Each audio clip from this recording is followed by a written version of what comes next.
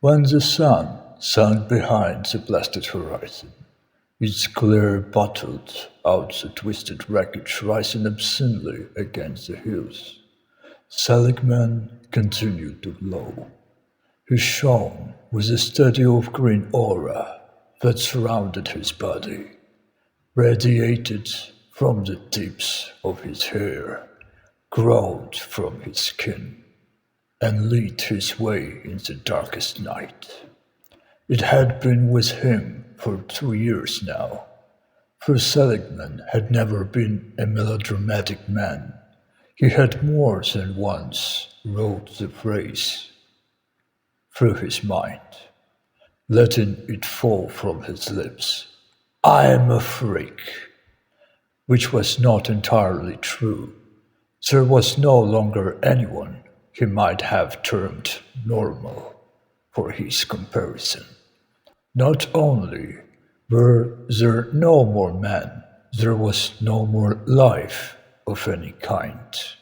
The silence was broken only by the surging wind, picking its way cautiously between the slow rusting grinders of a dead past. Even as he said freak, his mind washed the word with two waves almost as one: vindictiveness and resignation, inextricably bound in self-pity, hopelessness and hatred. They were at fault, he screamed at the tortured piles of masonry in his path. Across the view of his mind, thoughts twisted nimbly, knowing the road, having traversed it often before. Man had reached for the stars, finding them within his reach were he willing to give up his ancestral home. Those who had wanted space more than one planet had gone, out past in the age, into the wilderness of no return. It would take years to get there, and the journey back was an unthinkable one. Time had set its seal upon them. Go, if you must, but don't look behind. So they had gone. They had left the stream of Venus, the great wind of Mars, the ice of Pluto, the sunbake of Mercury. There had been no Earthmen left in the system of Sol, except, of course, on Earth, which had been left to madmen, and they had been too busy throwing things at each other to worry about the stars. The man who knew no other answer stayed and fought. They were the ones who feathered the Attilas, the Genghis Khans, the Hitlers. They were the ones who pushed the buttons and launched the missiles that chased each other across the skies, fell like downed birds, exploded, blasted, cretated, chewed out and carved out the face of the planet. They were also the little men who had failed to resist, even as they had failed to look up at the night sky. They were the ones who had destroyed the earth. Now no one was left, no man, just Seligman, and he glowed. They were at fault, he screamed again, and the sound was a last thing in the night. His mind carried him back through the years to the days near the end of what had to be the last war, because there would be no one left to fight another. He was carried back again to the sterile white rooms where the searching instruments, the prying needles, the clucking scientists all labored over him and his group. They were the indestructible men, a new breed of soldier, able to live through the surging, through the searing heart, through the searing heat of the bombs, to walk unaffected through the projectory hail of radiation, to assault where ordinary man would have collapsed long before. Seligman picked his way over the rubble, phosphorescences, over the ruptured metal and plastic shreds. He paused momentarily, eyeing the blasted remnants of a fence to which clung a sink, held to the twined metal by one rusting bolt. Newark Spaceport, entrance by authorization only. Shards of metal scrap moved under his bare feet, their razored edges rasping against the flesh, yet causing no break in the skin. Another product of the sterile white rooms, as the strangely hued fluid injected into his body. Another product of the sterile white rooms, as the strangely hued fluids injected in his body.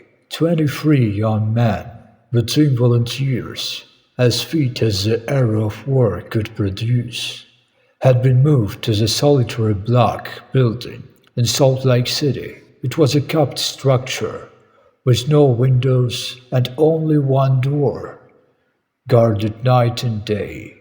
If nothing else, they had security. And no one knew the intensive experimentation going on inside those steel enforced concrete walls. Even the men upon whose bodies the experiments were being performed. It was because of those experiments performed on him that Seligman was here now, alone, because of the myopic little men with their foreign accents and their clipping of skin from his buttocks and shoulders, the bacteriologists and the endocrine specialists, the epidermis men and the bloodstream inspectors, because all of them, he was here now, when no one else had lived. Seligman rubbed his forehead at the base of his hairline. Why had he lived? Was it some strain of rare origin running through his body that had allowed him to stand the effect of the bombs? Was it a combination of the experiments performed on him, and only in a certain way of him, for none of the other 22 had lived, and the radiation? He gave up for the millionth time. Had he been a student of the ills of man, he might have ventured to guess, but it was too far afield for a common foot soldier. All that counted was that when he had awakened, pinned fangs, chest, and arms on the machinery of a building in Salt Lake City, he was alive and could see. He could see that is, till the tears clouded the vision of his own sea-green glow. It was life. But at times like this, with the flickering light of this passage marked on the ash-littered remains of his culture, he wondered if it was worth the agony. He never really approached madness, for the shock of realizing he was totally and finally alone, without a voice, of a face, or a touch in the world, overrode the smaller shock of his transformation.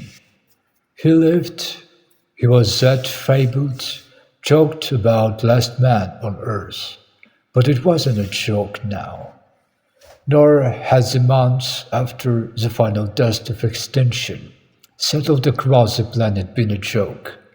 Those months had labored past as he searched the country, taking what little food was still sealed from radiation.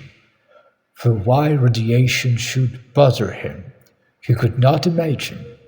Habit more than anything, and disease, rising from the one end of the continent in search of but one other human to share his torment. But of course, there had been no one. He was cut off like a withered arm from the body that was his race. Not only was he alone, and with a double terror of aura that never dimmed, sending the word freak pounding through his mind, but there were other changes, equally terrifying. It had been in Philadelphia, while grabbing inside a broken store window, that he had discovered another symptom of his change. The jagged glass pane had ripped the shirt through his skin, but had not damaged him.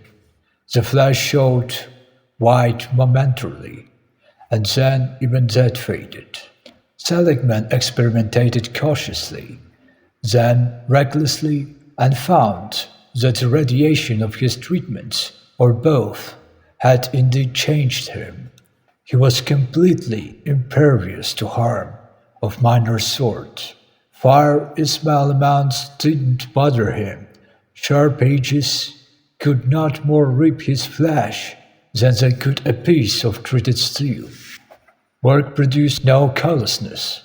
He was, in a limited sense of the word, invulnerable. The indestructible man had been created too late to bring satisfaction to the myopic butchers who had pottered unceasingly about his body. Perhaps, had they managed to survive, they might still not comprehend what had occurred. It was too much like the product of a wild conscience, wild coincidence. But that had not lessened his agony. Loneliness can be a powerful thing, more consuming than hatred, more demanding than mother love, more driving than ambition. It could, in fact, drive a man to the stars. Perhaps it had been a communal yearning within his glowing breast, perhaps a sense of the dramatic or a last vestige of that unconscious debt all men owe to their kind. Perhaps it was simply an urge to talk to someone. Seligman summed it up without soul-searching in the philosophy. I can't be any worse off than I am now, so why not? It didn't matter really.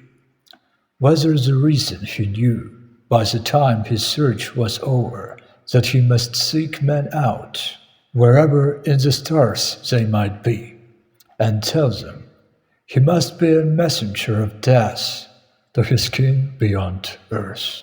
They would mourn little, he knew, but still he had to tell them. He would have to go after them and say, "Your fathers are gone. Your home is no more. They played the last hand of that most dangerous of games and lost. The earth is dead." He smiled.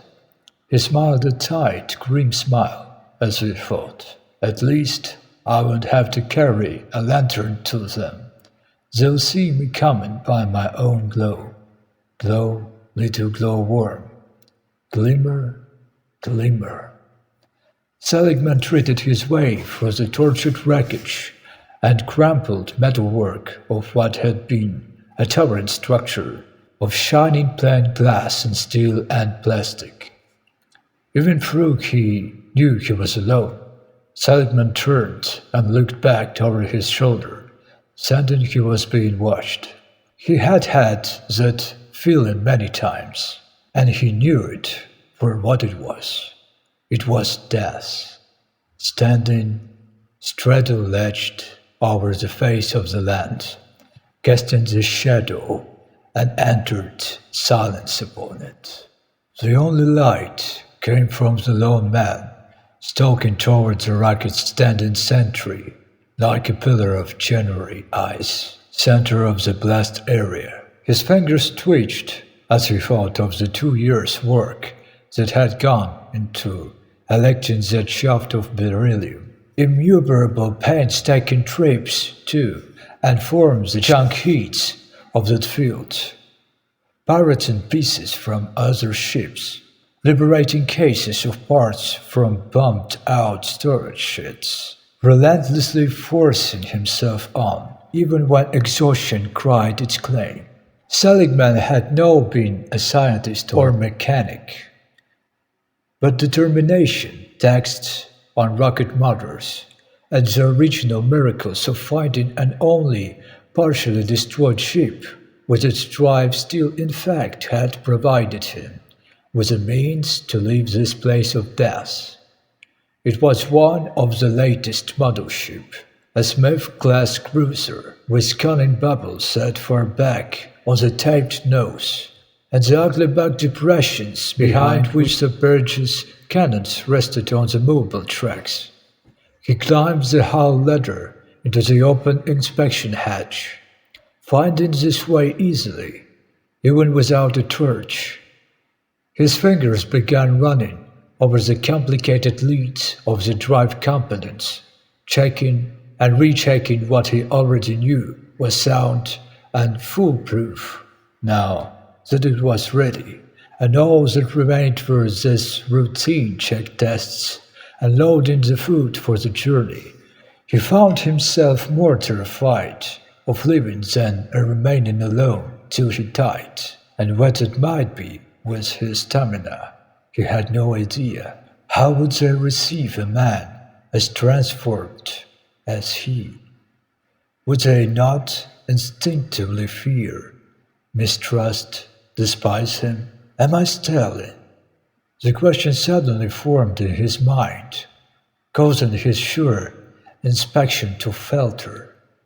Had he been purposely putting the take-off date further and further ahead, using the checks and other tasks as a further attempt to steal? His head began to ache with the turmoil of his thoughts. Then he shook himself in disgust. The texts were necessary. It was stressed repeatedly in all of the texts lying about the floor of the drive chamber. His hands shook, but the same impetus which had carried him for 2 years forced him to complete the checkups, just as though nosed up over the outline of the tatters that had been New York. He finished his work on the ship, without pause, sensing he must race, not with the time, but with the doubts raging inside him. He climbed back down the ladder and began loading food boxes. They were stacked neatly to one side of a hand-powered lift he had restored. The hard rubber containers of concentrates and the booths of carefully sought-out liquids made an imposing and somewhat perplexing sight. Food is the main problem, he told himself. If I should get past the point of no return and find my food giving out, my chances would be nil. I'll have to wait till I can find more stores of food. He estimated the time needed to the search and realized it might be months.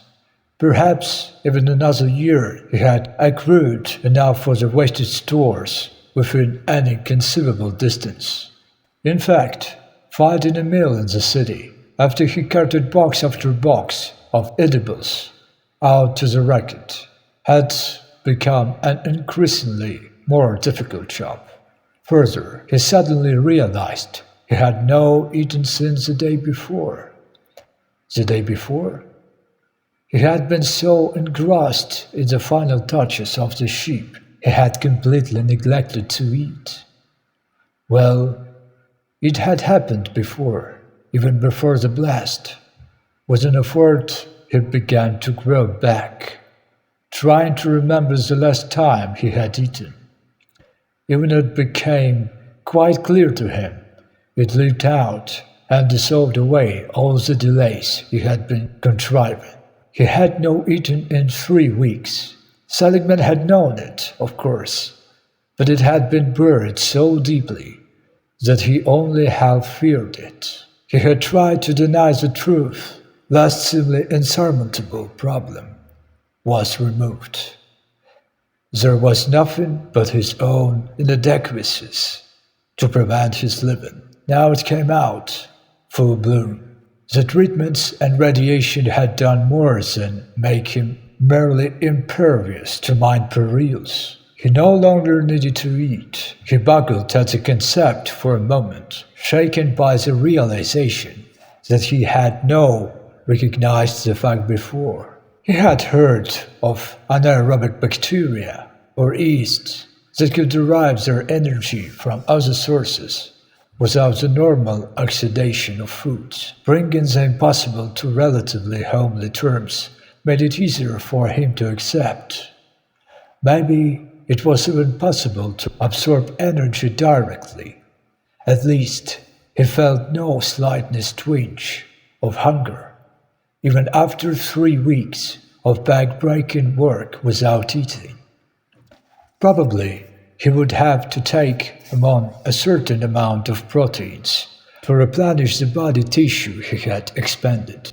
But as for the bulky boxes of edibles dotting the space around the ship, most were no longer a necessity. Now that he has faced up to the idea that he had been delaying through fear of the trip itself, and that there was nothing left to stop his living almost immediately. Seligman again found himself caught up in that old drive. He was suddenly intent on getting the ship into the air and beyond. Dusk mingled with the blotching of the sun before Seligman was ready. It had not been stolen in the time, however. The sorting and packing of needed proteins took time, but now he was ready. There was nothing to keep him on Earth. He took one last look around. It seemed the thing to do. Sentimentalism was not one Seligman's more outstanding traits, but he did it in preparation for anyone who might ask him, what did it look like at the end? It was with a twinge of regret that he brought the fact to mind.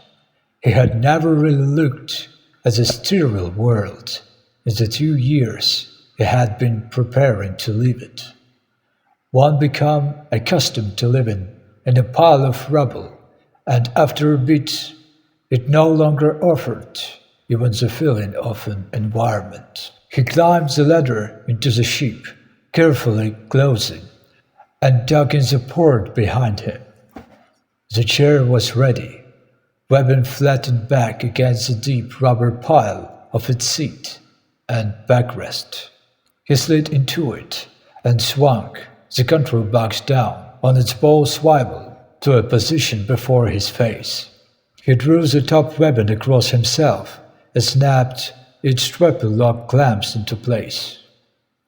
Seligman sat in the ship he had not even bothered to name, fingers groping for the actuator button on the arm of the chair, glowing all the while, weirdly, in the half-light of the cabin.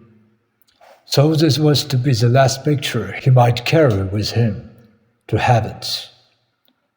A bitter epitaph to race misspent. No warning, it was too late for such punny action. All was dead and haunted of the face of the earth. No blade of grass dared rise, no small life murdered in its burrows and caves, in the oddly dusty skies, or for all he knew, to the very bottom of the Cayman Trench. There was only silence, the silence of a graveyard. He pushed the button. The ship began to rise, waveringly. There was a total lack of grandeur, he remembered when the others had left. The ship sputtered brokenly, and it climbed on its imperfect drive. Tremors shook the cabin, and Seligman could feel something wrong. Its flames were not so bright or steady as those other takeoffs, but it continued to rise and gather speed. The hull began to glow as the rocket lifted higher into the sky. It was a dust-filled sky. Acceleration passed down on Seligman, for not as much as he had expected. It was merely uncomfortable, not punishing. Then he remembered that he was not of the same stamp. His ship continued to pull itself up out of the Earth's atmosphere. The hull oranged, then turned cherry, then straw yellow, as the colors within its skin fought to counteract the blasting fury. Again and again, Seligman could feel the rawness of the climb. Something was going to give. As the bulkheads to his right began to strain and buckle, he knew what it was. The ship had not been built or rewelded.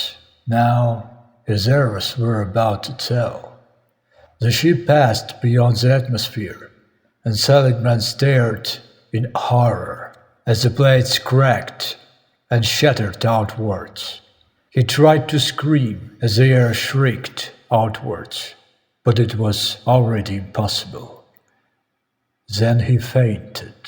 When the ship passed the moon, Seligman still sat, his body held in place by the now-consistent weapon, facing the gaping squares and sundered metal that had been the cabin wall. Abruptly, the engines cut off, as though it were a signal. Seligman's eyes fluttered and opened wide. He stared at the wall, his reviving brain grasping the final truth. The last vestige of humanity had been clawed from him. He no longer needed air to live. His throat was constricted, his belly knotted, and the blood that should theoretically be boiling pounded thickly in his throat. His last kindish with those he was searching was gone. If he had been a freak before, what was he now? The turmoil fought itself out in him as the ship sped onward, and he faced what he had become, what he must do. He was more than a messenger now. He was a shipping symbol of the end of all humanity on earth, a symbol of the evil their kind had done. He was a messenger from the grave. They would see him in the airless cabin, even before he landed. They would never be able to live with him, but they would have to listen to him and to believe. Seligman sat in the crash chair, in the cabin that was dark, except for the eerie glow that was part of him. He sat there, lonely and eternally alone, and slowly a grim smile grew on his lips. The bitter purpose that had been forced on him was finally clear. For 2 years he had fought to find an escape from the death and loneliness of ruined earth. Now that was impossible. One Seligman was enough. Alone? He hadn't known the meaning of the word before. It would be his job to make sure that he was alone among his people, until the end of time.